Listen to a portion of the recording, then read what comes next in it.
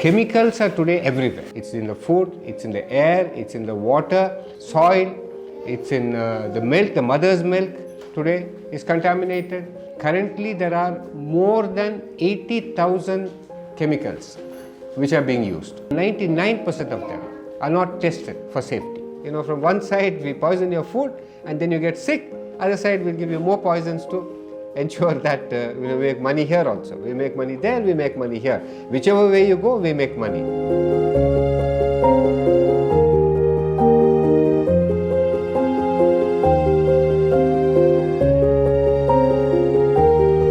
Good morning guys, namaskara.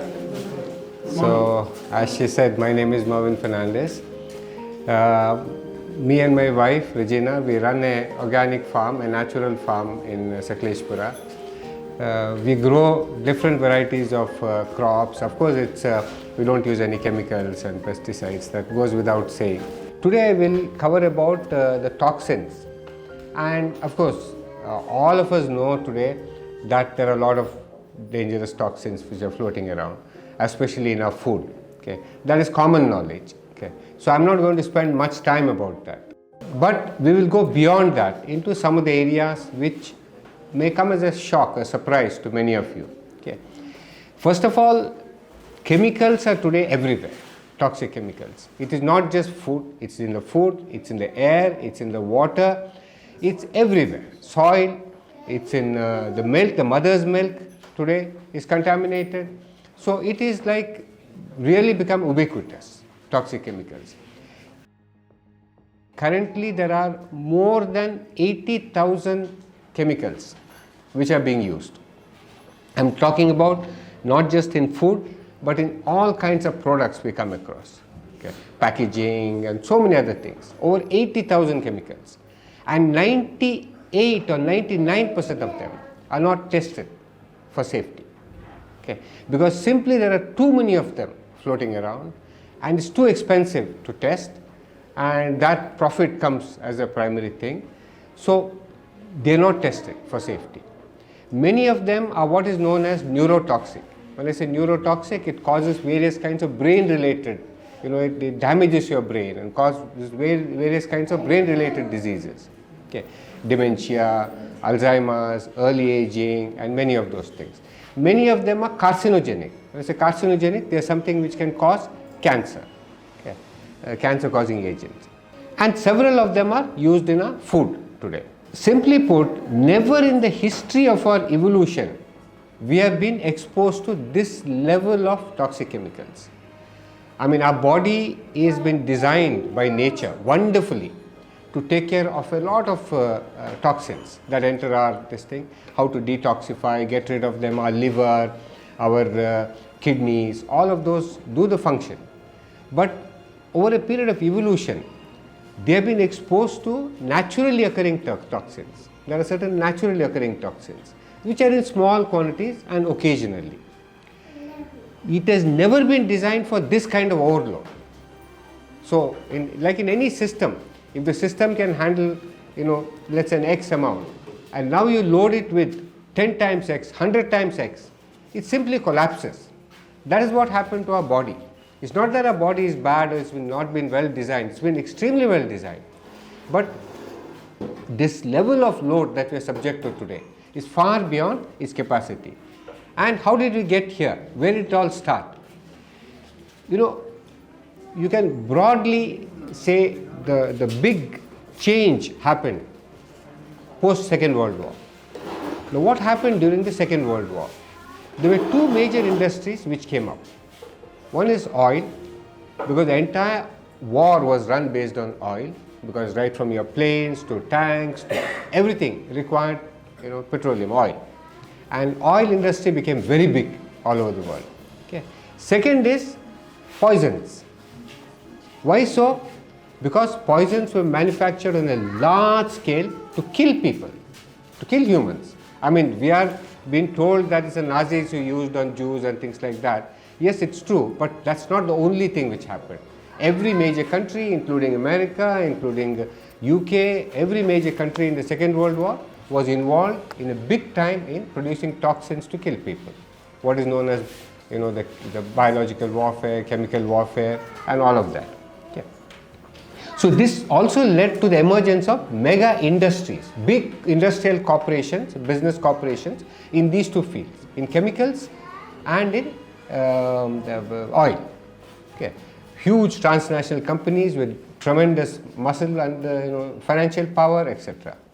Now they also discovered, the scientists, by making some very simple changes in the way these atoms are arranged, carbon and hydrogen, you can come out with multiple variations of chemicals and toxins. Okay. This is all part of the experiments they were doing. Now the war ended, these industries were left more or less with not much market. Okay. Of course the transportation and all took off, but much later, it took much longer.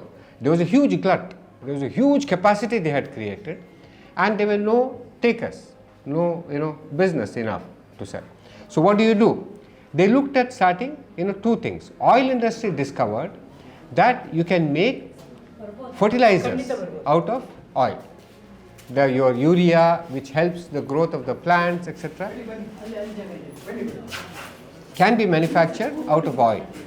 So there emerged the entire fertilizer industry post Second World War. It is essentially the oil companies which were behind it. Okay.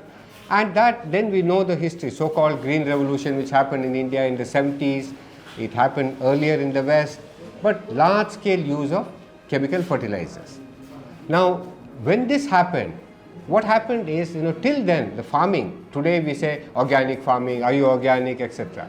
If you take pre-1950s, anywhere in the world, there was no such thing as inorganic farming. Farming was all organic only. Everybody, there was no need to separately say we are an organic farm or a natural farm, because that's the only way farming was done. Now, massive propaganda was let loose on the farmers through the government, through so-called research organizations, scientific organizations, publications, newspapers and all of that, TV, etc., to persuade them to adopt these fertilizers. Now, with this, what happened is the soil started becoming weaker. Of course, the plants immediately gave higher yield, okay, but the soil structure started becoming weaker. The microorganisms in the soil started getting weaker, and the plant health started suffering. Now, also this allowed emergence of entry of corporates into farming. Till then, farming was mostly on a small scale. Everywhere, including America, farming was always on a small scale. The farmers who did the farming. Now, because of these chemical fertilizers and this machinery which came with it, which again required oil, etc., you had this huge mega scale farms coming up. Thousands of acres, then thousands of hectares. You can go for kilometers together, you will have the same kind of crop. Soybean means only soybean, only wheat, only one single crop, which was never done by farmers earlier.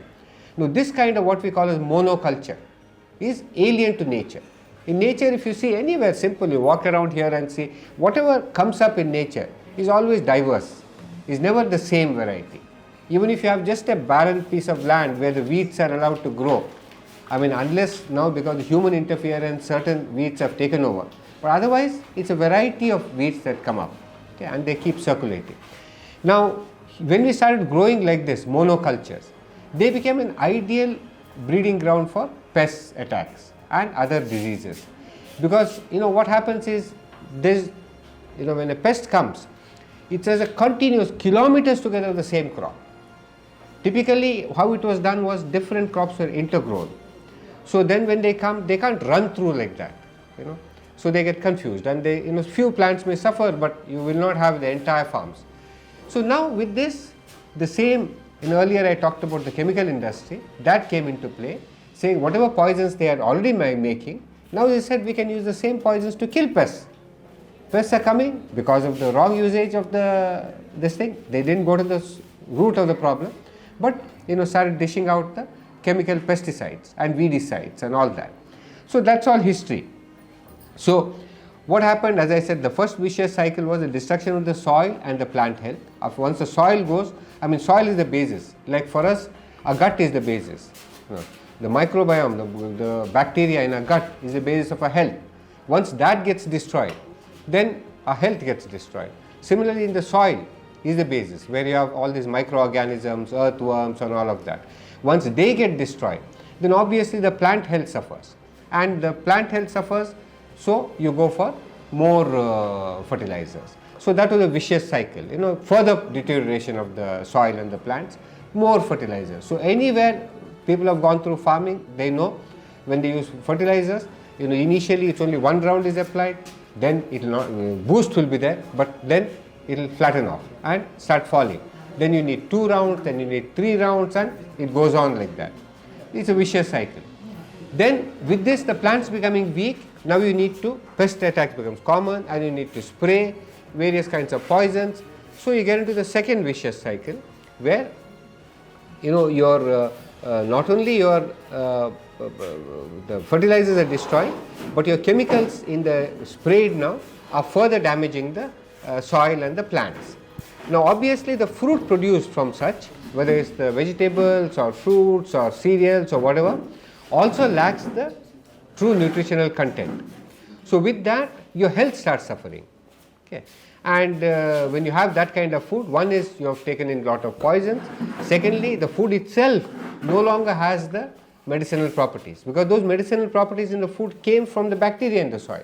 It's the bacteria which made it possible for those plants to produce all those medicinal properties. So, that suffers. So your health started suffering and diseases started going up. So with that, now you have the same companies coming out with another kind of set of these things as pills and tablets and this thing, etc., for your these things.